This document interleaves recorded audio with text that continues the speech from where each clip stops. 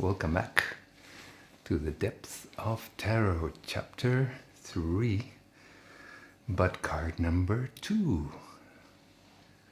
Very excited to talk to you about the High Priestess, or La Papesse. As I told you before, we're not discussing any particular deck. We're talking about the essential archetype that you can apply to any deck that you might have. Even though we might get into some symbology, but we're not going to get particular about symbols. As I said in other videos, I'm taking the Marseille deck as my basic deck, but I love to see how this archetype plays out in other people's minds. And so, just like any other tarot freak, I haven't counted the amount of decks I have, but I'm kind of traveling right now, so I have a limited amount of decks with me, but quite a few. So for instance, the Starman deck, very interesting. And we will speak about all of these archetypes and how they are changing or making more important certain elements in the archetype. This is the Tarot of Sexual Magic, which is quite an interesting deck to have. This is the Buddha deck. Robert Place, one of the most amazing writers. I highly recommend you read Robert Place's books. They're full of priceless information. Roots of the East, one of my favorite decks. And I have here the Vision Quest deck.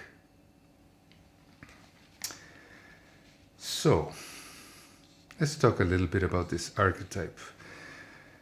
We're encountering here one of what I think of as the three mothers of the tarot. We have the La Papesse, the High Priestess. We have La Imperatrice, the Empress. And we have Justice. These are the three mothers. The High Priestess is the mysterious, the alluring, the seductive, the virgin lover. The Empress is Mother Nature, all-giving mother, the absolute giving, sensual lover full of gifts right there for you, physical. And Justice is more the crone, the heavy-duty, powerful woman, the wisdom of the feminine. We men all know, don't we, what it is to be with a powerful woman that just like shows you a clear mirror of who you are.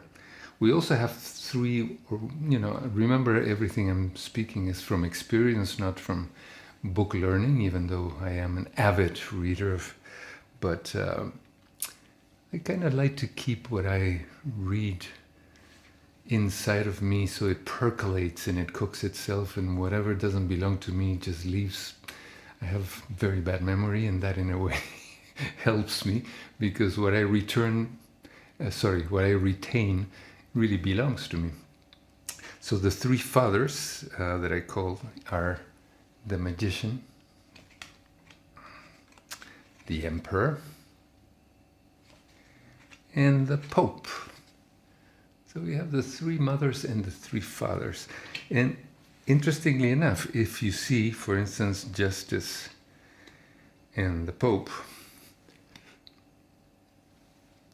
you see that the color scheme there is red and blue, but it's inverted. In most of them, the color is inverted. You see? Got a bad hand, so red and blue are the most. So what happens here? Oops. The blue is, of course, the color of peace, meditation, intelligence, mind, and the red is the color of action. passion. So we have the father element with the red outside. They're into action. These are cards of passion, action, out in the world.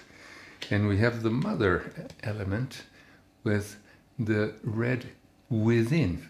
So the action is internal, and outside this peace, there's mystery, there's great intelligence.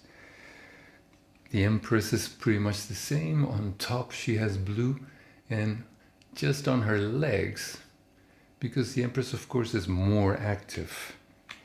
And Justice, same thing, blue outside and red inside.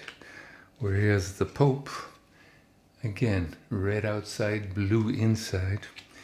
And interestingly enough, because of its number 1, in the Magician or the Battleur, the colors are fairly balanced, because number 1 still has no great distinction in terms of manifestation, in terms of yin-yang. We're still juggling the elements of the earth. All the elements are there on his table, and the colors are fairly well balanced. However, as an archetype, male archetype, here you have the lover. You don't know what to expect. Very creative. Could be here today and gone tomorrow. Here in the Emperor, you have more the husband, solid, making a living, having great power. And here in the Pope, you have more the spiritual guy, maybe the New Age guy, maybe the poet, maybe the artist. So all of these archetypes are quite fascinating to see, particularly if you look in different decks. There's some people out there, some masters, tarot masters out there that are very serious about which deck they use, particularly the Marseille deck. And they think that everything else is some kind of toy, some kind of ridiculous version of what the real thing is.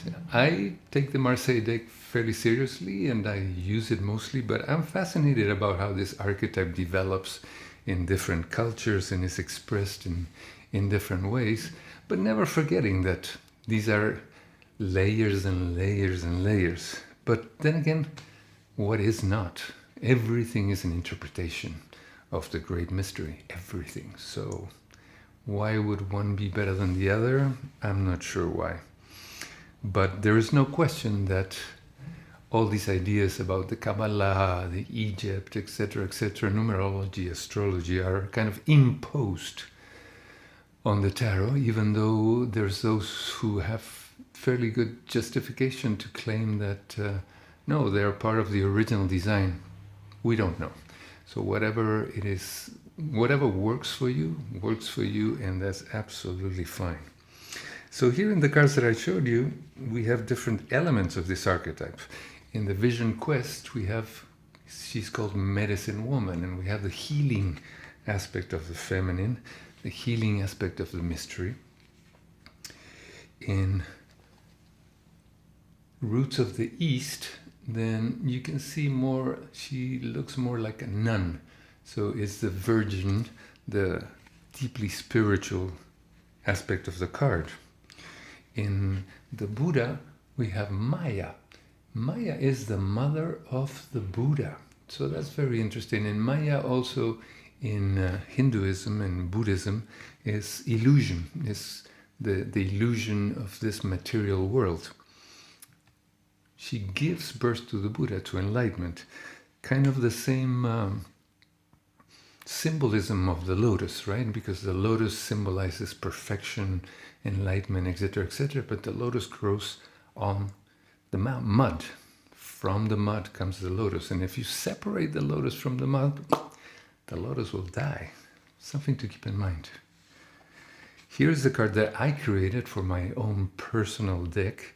And this is my personal beloved, and I made her into the High Priestess, emphasizing the mystery and the simplicity and the feminine power of the High Priestess. Here we have another sexy High Priestess, I can't remember the name of this deck. I just told you, I guess. Now it's gone. The sex. And she emphasizes the lover, the beautiful lover, young. And here we have the Starman deck. And the Starman deck emphasizes the great mystery. So, what is the High Priestess? For me, the High Priestess is the great mystery. We have the one is the creative source, and now the one divides in the two, and the two creates all things. So the High Priestess is the great mother and the great mystery. One of my Zen masters always said, only don't know. I think I said that in a video before because it's a very important thing for me. Only don't know. We cannot know this fantastic mystery that existence is. We cannot. The mind is too small to comprehend the great mystery. And so the High Priestess embodies that mystery. That's why in most of the cards she is holding a sacred book. And the sacred book is not open to us. Also, the High Priestess usually has a veil behind her. And this veil, what is behind this veil? She is the mystery. She is the mystery. And behind the veil is the truth and existence and creation. Very hard to open that veil. It's a lot of work for us humans to open up our mind containment into the don't knowness of the great mystery, because we cannot conceptualize that. That's why in Taoism they say the Tao that can be spoken is not the real Tao. If you can speak it, if you can conceptualize it, there's no way. It's like putting the ocean in a bottle of wine. It's just not possible. But it is possible for us to extend ourselves in our consciousness beyond the limits of our mind, beyond the limits of our physical body, and realize our oneness with the entire universe. And that's where the mystery is. And that for me is what the High Priestess embodies. Within the blue of this oneness, of this consciousness, of this peace, lies the mystery of incarnation, of action. Another thing that the High Priestess tells me personally is the power of the feminine and the need we have in this time of empowering the feminine, of bringing back the balance that patriarchy has sadly destroyed between the feminine and the masculine, and the beautiful balance and the respect and the power of the feminine. It's very nice now. In politics, women are rising up. I really believe you women are the future. The feminine wisdom needs to come and balance the world. And we men are here to support and to empower and to be the balance in a very respectful, loving, and at times adoring way. You are the mystery. You are the mystery of creation. You are the mother of the Buddha. Now, of course, there is a dark side of every card, and so what does the mystery turn into when we look at the dark side? It turns into suspicion, it turns into fear, it turns into illusions. So depending on where the card appears in a reading and what the question is, you might intuitively feel that that is the meaning of the card in that position in relation to that question. There's something that is hidden, basically. That's the essence of the dark side of the card.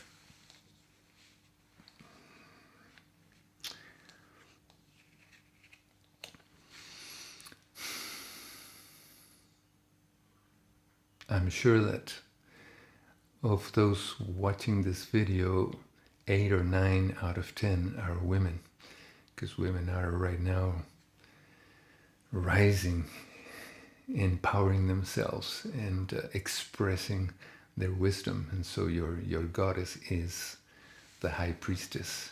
In Hinduism, I equate the High Priestess to Sarasvati. Sarasvati is the goddess of knowledge, and the patron of the arts, the expression of the great mystery of consciousness. And so the High Priestess embodies all of these things.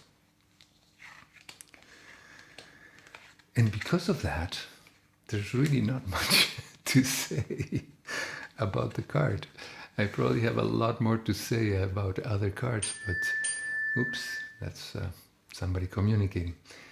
But yeah, no, the High Priestess is silent. There's a lot of silence there for me. There's a lot of letting go into the I don't know-ness, letting go into the beauty of the mystery of incarnation, letting go into the massive,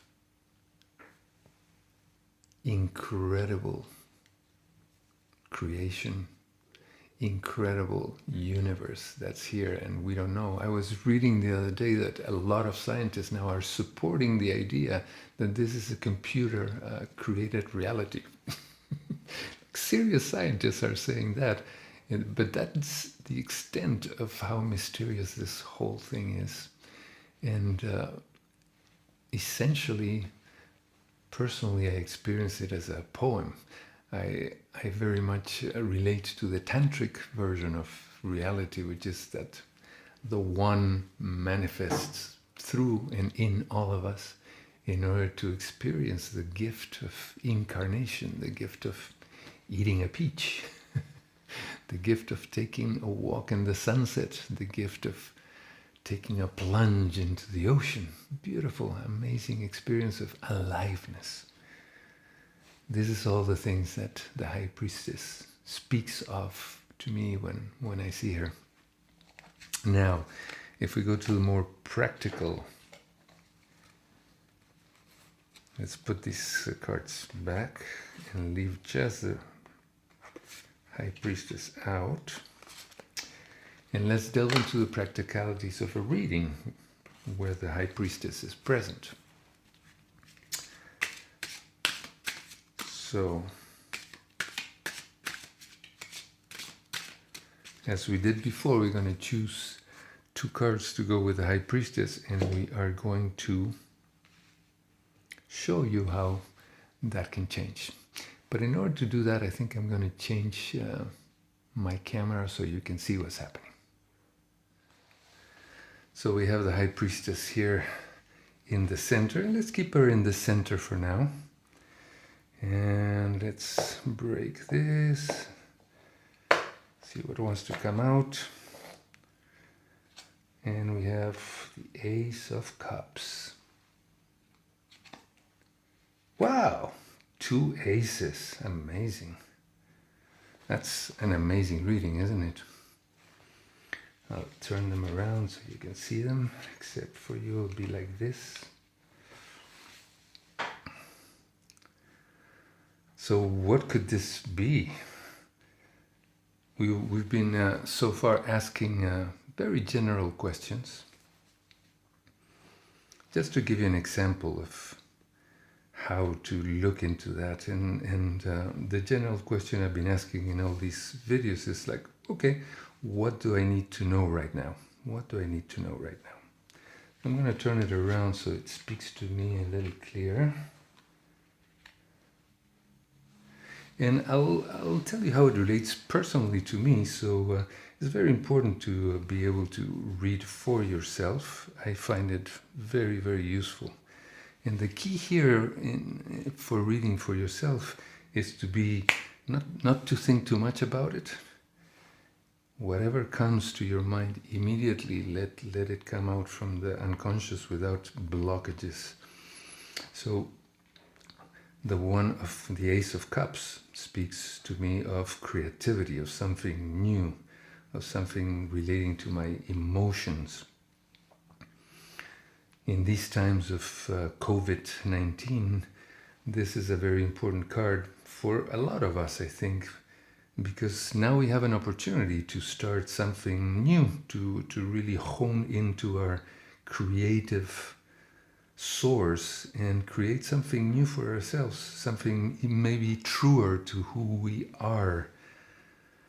It's an opportunity to really look into ourselves and see what our truth is, because we are now less relating to the world outside. We're all very isolated, and it's a beautiful opportunity to really go within and look inside.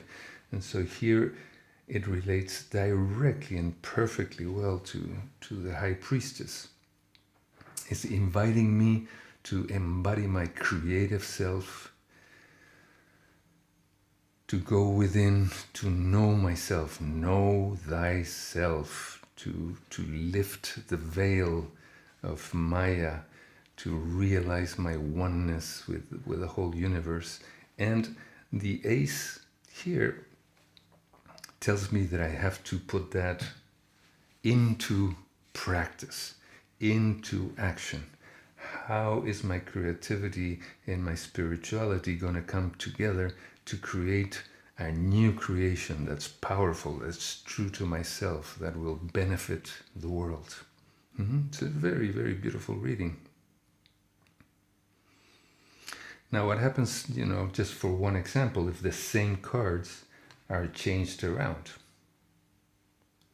Now the picture, as I said before in other videos, the frequency is the same, but now the storyboard has changed, and we have started here with a creation of maybe some business, or maybe something that I started in this, again, let's go to these times of COVID-19. Maybe I started a new business online, or some a new professional activity that's going to give me support through these times.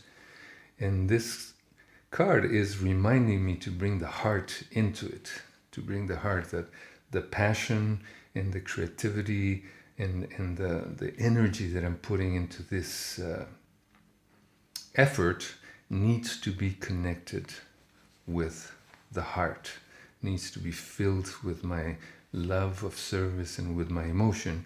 And the third card now becomes a different story, right? The third card becomes a marriage of these two cards, and it's telling me that if I follow this path, I am going to reach this number 2, this yin-yang balance of being grounded in what I do and being grounded also in my truth and my emotions and my creativity.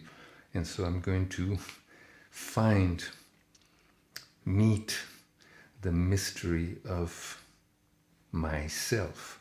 It could also mean that I'm going to meet a beautiful person, a beautiful woman, through this path of really being true to myself, of being very active in the world. However, this is not in my case, because I have already met that woman, and I'm very happily with her.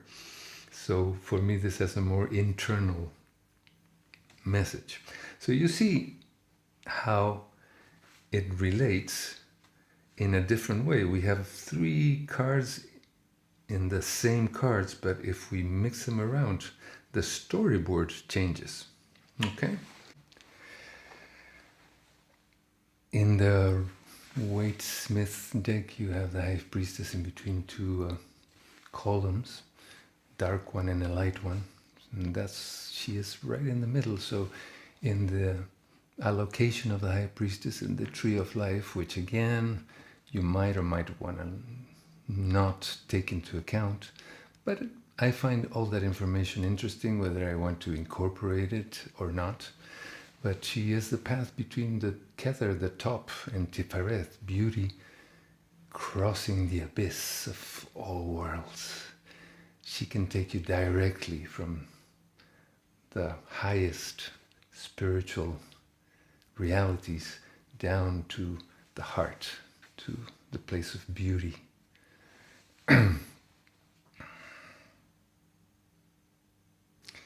If we're going to meditate in the High Priestess, we spoke a little bit about meditation in the other videos.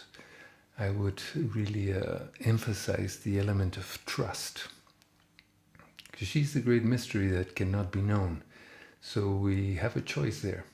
We either trust that mystery, surrender to that mystery, become one with it, while letting go of notions of conceptually understanding it, or we are constantly in fear, survival mode, questioning, doubt. So, if you want to join me in closing our eyes for a moment,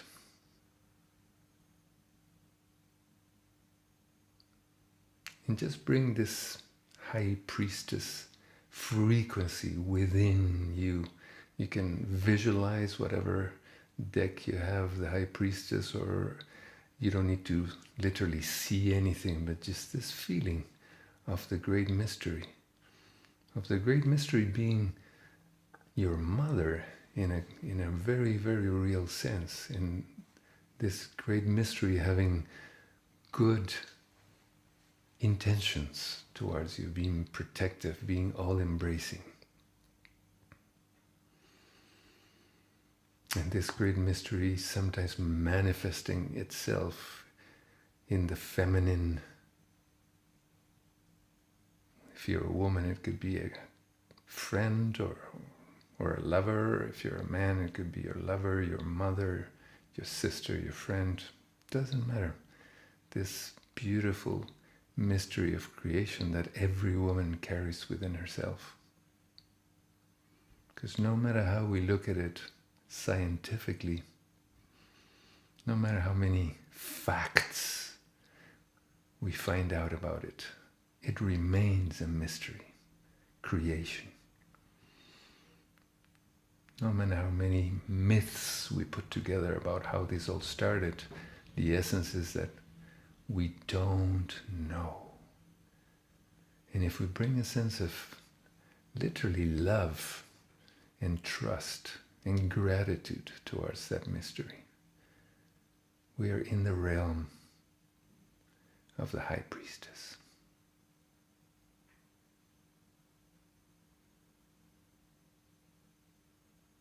And her realm is very silent. So if you find your inner temple, your silence within, then you're in the frequency of the High Priestess.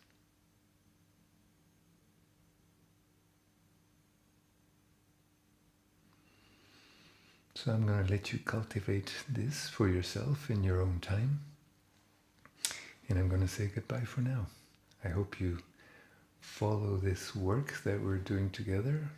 It would be great if you can leave any kind of feedback. It would be very appreciated if you subscribe to the channel, and we can keep doing this incredible work together. So, hasta luego.